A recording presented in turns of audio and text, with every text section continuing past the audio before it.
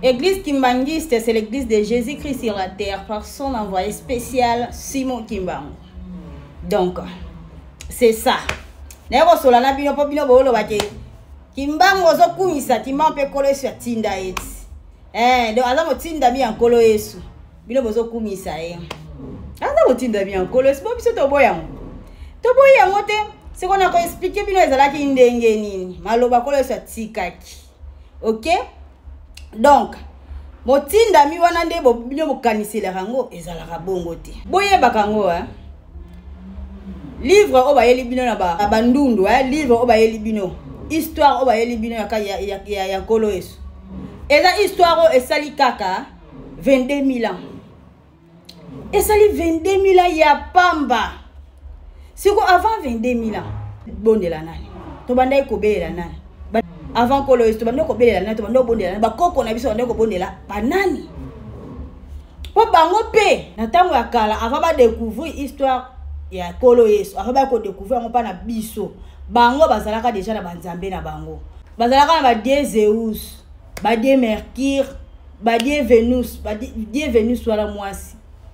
Kala avant ba découvrir histoire ya kolo yesu bokenda ko sala ka ba recherche pour comprendre.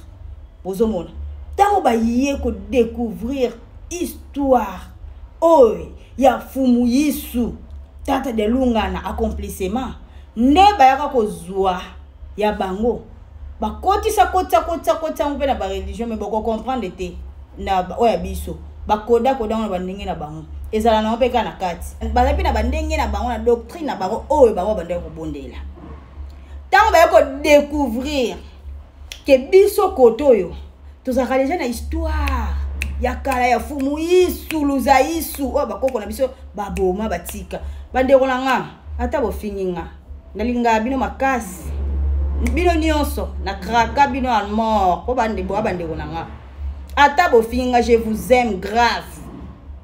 Sikoyo nazoyela bino nde makambo oyo bakoyebisaka bino na baeglise na bino te.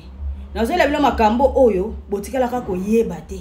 Siko réalité likambo donc histoire vraie eza na église kimbangi so mona kamba wana Nouvelle Jérusalem kuna nde mabomba mi ya mokili ezali mabomba mi ya mokili mabomba mi ya monde na oyela bino nde bosolo lokuta te sala ba recherche ndeko nanga tango zo welisa kofinga na mona kwa ozana wala de manque à maturité spirituelle siko biso to na maturité spirituelle déjà c'est vanda ato finga na mona le te zéro ozomo donc boye bakango histoire et banda esali 22 000 ans donc eza na eza bataille ya kala bakoko na sondo bondela déjà na banzambe nini mais boyebi te tango bango bayeko découvrir baye tango baye bayeko balandeli bakoko na biso tango bayaka na bitumba te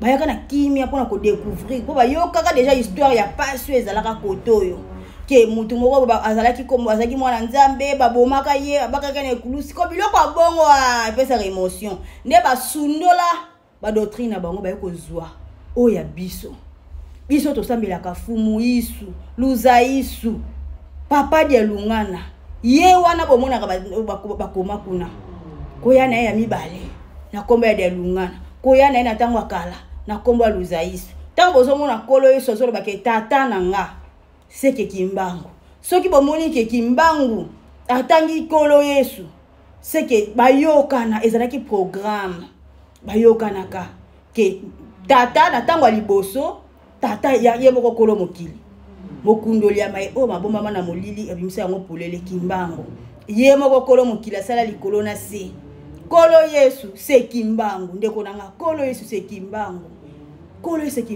tango abikabolaka x3 abibimisa 4 personnes yemoko kimbangu na bamvola misato kolo Yesu azana kati nzambe na ngai bokoluka kolo Yesu bokozwa ete so bomoni kimbangu nde bomoni kolo Yesu se kimbangu botala ba miracle oyo kolo Yesu asalaka kala na temps wana même tata Simon Kimbangu pe ebele asali na batan oyo sikoyo kolo Yesu tango ayaka bapasi oyo ya monaki tango babakaka ina ekulusu tata na epe azalaki yako aider ye po mwana na ye azalaki na makasi ya komema ekulusu te Akoka kite, mais tata na ye ayaka Simon de Sirène wana. Oh bino boyoka Simon de Sirène. Mais ça qui mbangu yemo Simon de Sirène, oh ba koko na so benga Simoni. Simoni tout monse. Kombo Simon boboya kawana. Eza kombo ba koko na biso kala. Eza kombo moko codé. Eza libanga o eza na kati ya Bible o libanga o babwa kaka. Ba maso bazotonga ndako siko bazwi libanga bamoni libanga batali libanga o eza na mona tina moko te babwaki yango. Etant ba mati likolo ba pusani batali lisusko libanga wana. Ekokoka na place o ya likolo o. Ba ko récupérer ce libanga babwa kaka wana bazwi ba poser yango likolo. Libanga wana eza yo moyindo ti. Libanga wana ezalaka yo moyindo. Natabo kalozaki rejeté, ozalaki négligé. Et après, ba kotala libanga oyo kovanda de awa. Nde ba kozwa libanga ngo bati. Donc ba rejetaka yo ne bandeli. Mais na suka nango yo nde mutoko koma likolo. Ya mwana nzambe moko alobi libanga wana ye tata Simon Kimbangu. Libanga wana ezaki rejeté. Après, soki batiki yango na sengeke mona na te. Yango sengaki ki ba mata likolo, bazo esika likolo po batia libanga wana. Wana yo moyindo. Tango koma na ba valeur na yo na sagesse spirituelle na kibonzambe. Tango koma ko créer biloko asko valeur na yo evandi. Mais siko po ozwa ngo sosola. Fo ozwa ngo pena sosola. Ya na mokilo mona de ya sans guide. Sans guide. Batango liboso bat bazalaka ba guide bazala pe. Mais ce que tango eza tango atata Simon Kimbangu kianga ni molimo mo santo. Oya koko oyo yemoko. Dieu le Père, Dieu le Saint-Esprit yepe kaka. Kolo espeye kaka. Tata Simon Kimbangu c'est kolo Yesu. Sa tata Simon Kimbangu c'est Jésus-Christ. Ya. O bokenda koluka bo mona te eza ye wana po yenda mikabolaki. Yango alingaka te kombo wana alingaki kombo wana ezinda te yemta pesa bango esprit ba ko dominer bino wana ba ko dominer biso aba koko c'est ça ki kanda ya yemoko tata alingaki kombo wana ebunga te yango wana tozwa kango ta na makasi mais eza ya biso malgré bango ba yelaka biso ya na ba fo ba G mais eza nango histoire na yo penza Sirène wana eza Afrique mboka mer hein mboka oyo eza na océan mai sikoyo ndeko nanga ye moko ya asunga mwana azala na tango na me bayebaka na bango yete asungi mwana na ye tango asungi mwana na ye et puis na kotanga na mwa mukie awa totanga na mwa mukie na Bible et puis tozonga na histoire na biso totanga na Jean chapitre 14 verset 18 totanga je ne vous laisserai pas seul comme des orphelins, je viendrai auprès de vous. Dans peu de temps, le monde ne me verra plus, mais vous me verrez, parce que je vis et que vous vivrez aussi. Ces jours-là, vous comprendrez que je vis uni à mon Père et que vous êtes unis à moi. Et moi à vous. Celui qui retient mes commandements et leur obéit, voilà celui qui m'aimait. Mon Père m'aimera celui qui m'aimait. Je l'aimerai aussi et je me montrerai à lui. Seigneur, comment ça fait-il que tu doives te montrer à nous et non au monde? Jésus lui répondit, celui qui m'aimait obéira à ce que j'ai dit. Mon Père l'aimera. Nous viendrons à lui.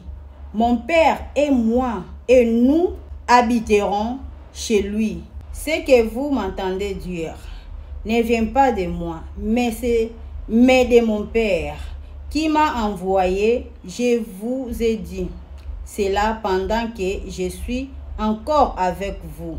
C'est lui qui doit vous venir en aide, le Saint-Esprit, que le Père enverra en mon nom, vous enseignera tout et vous rappellera tout ce que je vous ai dit.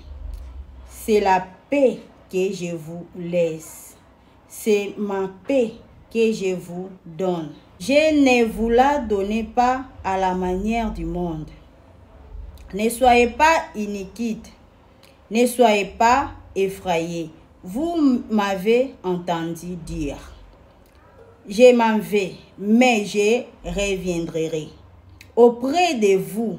Si vous m'aimez, vous vous réjouirez de savoir que je vais auprès du Père, parce que le Père est plus grand que moi. Je vous ai dit, maintenant, avant que ces choses arrivent, afin que l'orgueil arriveront vous, je ne parlerai plus beaucoup avec vous, car le dominateur de ce monde vient. Il n'a aucun pouvoir sur moi, mais il faut que le monde sache que j'aime le Père et que j'agis comme mon Père me l'a ordonné. Hey! Nyonso kaka, po kaka, toza bien, po kaka to solo là, to bakisaka moi un plus. Et on a ça là, effort, mais vous comprendre en té. Si vous comprendre bien, vous comprendre le sujet ndenge zali, vous comprendre que maloba oyo eza na kati aya Bible, eza maloba kolo fumu yiswa ti kakakala. Yango bomona ke tata simoki mbango yaka na kombo na ye.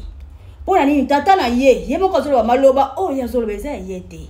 Tata na yende atindi ye. Tata na yende atindi ye. Les dominateurs du monde. Banda. Tokota na 4e génération. Nani a dominé déjà le monde à part Kimbango. Nani a dominé le monde à part Kimbango. Wazate. Tabi les dominateurs du monde. Et puis papa Simon Kimbango a sali makambo belé. Oh kolo so sala. Kolo so la musa mutu ya akufa pendant 4 jours. Tata Simon Kimbango ala musa mutu akufa pendant 4 jours. Kolo Yesu atelemisa bako tata Simon Kimbango atelemisa. Kolo Yesu abikisa ta malaki tata Simon Kimbango abikisa ta malaki. Et puis kolo Yesu loba. Mobiki su akoya Saint-Esprit bino boyoki Saint-Esprit. Alors Bible papa na yeko tinda Saint-Esprit. Tango totanga boyoki. Siko Saint-Esprit wana. Tango lobi ke otika bino ba orphelin te. Ça veut dire que na bonzo to boye, to kotika la biso moko te na mokili. Il faut tozala, so to tika biso moko to za ba orphelin. Yango na senga ke pa tata na ye. Tata na ye alobi azotindela bino Saint-Esprit. Aya kovanda na bino. Aya kovanda na biso. Sikoyo. Alors bien que ye akoya kosala ya mingi. Ba parti misusu verset biblique onezali. Abi akoya kosala ya mingi koleka kutu oyo ye asalaki. Bozomona. Alobi bien akoya, mais je serai à côté de mon père. Ba oyo ba yebinga. Ba obalingaka nga. Na ko se présent na ko milaki se pa na bango. Donc bo kanisa kango tete bisiko bilo tambotanga ngo bo reva bula kango na molimo makambo ko sala makana na molimo. Zoka na molimo te azolo makambo ezo sala potango lobaki yango na molimo te. Alobaki yango na bonzoto. Alobaki yango na bonzoto atikeli ba yekoli na ye. Maloba wana. Ale tango lobetika isiko faut accomplir. Et accomplir na molimo te kasi na bonzoto. Yango tata Simon Kimbango yaka na kombo ya Yesu. Oyo abotisaka mama Maria ezala nani? Ezaka molimo mo santo ti. Siko nyonso nezaka codé. On ba kombo bo molaka ba Jésus ba nani ba éternel eza codé. Eza na ngo codé eza ba surnom. Bana ba kombo na bango propre. Bana ba kombo na bango propre. Tata Simon Kimbango na kolo Yesu bazalaka mutu moko. Bana bango mutu moko. Pezo eza imoko nzambe amikaboli. Amikaboli x3. Tata Simon Kimbango yoko sala ya mingi. Tata Simon Kimbango aza na prison. Bazui balambeli pigeon bati yango poison na kati. Bayeli batieli likolo ya mbesa balambeli na ba tomate sauce bien batieli wana. Tata Simon Kimbango atali pigeon. Alobi na ye kende na yo oza innocent. Pigeon abima bansala apumbwa. Monta apumbwa tomate wana sopane la pa basoda na nyonso. Pigeon bakata ki balongoli banini balambi. Apumbwe ba tomate wana panzani wana. Bakoka te bakima basoda babanga. Soda moko boye.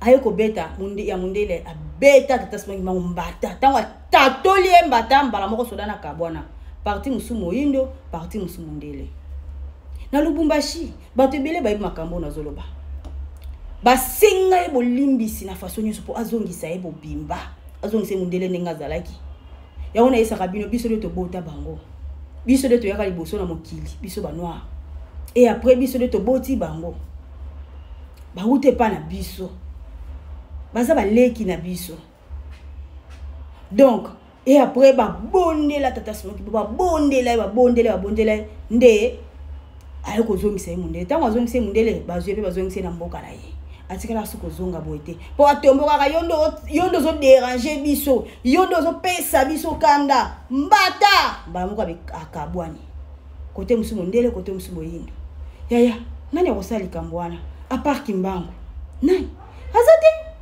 azate sikoyo tata Simon Kimbangu na nina stade des martyrs wana bando place bana bando boma bato na stade des martyrs bomona bando boma bato wana bakunda mutu moko wana kala des années ni tata Simon Kimbangu wana apesa bango kombo ya mutu wana akufa wana soki ya solo ke ya Nzambe ne moni bandundu bayebi très bien qui est Kimbangu bayebi mais ba olingo fungola bino te po biso de to yebi na biso tellement Nzambe mawa azolinga ka te ke apesa biso ya minga azopesa biso toto vivre mais olingo apesa biso te ke alakisa mais azolinga kaka ne biso nyonso mokili momba to comprendre to ma sagesse spirituelle to koma na mayele po azoli pamboli oyo ya kosala eloko bozolobela oyo bamindele basala bango bazana un quart biso nde tona 3 quarts ya pouvoir to kosala tout kolega o bango basali so poto sala ngo photo sosola ye tango ba memi wana ba yebisi ke yebisa biso muto oyo akufa okombo na ina ya lobite vomier ye moko alamuka ayebisa bino kombo na ye po soki nga na pesi bino kombo na kokosa na nga pe bino meboko ndima mais ye moko alamuka apesa bino kombo na ye abelela ye kaka mutu akufa kala libulu efungwama epanzali efungwami mutu azobima bakima kokima bakima ta bango pa mutu azobima bakima kokima vous comprenez tata Simon Kimbangu tango akufi abeti loboko koto 1 abeti 3 fois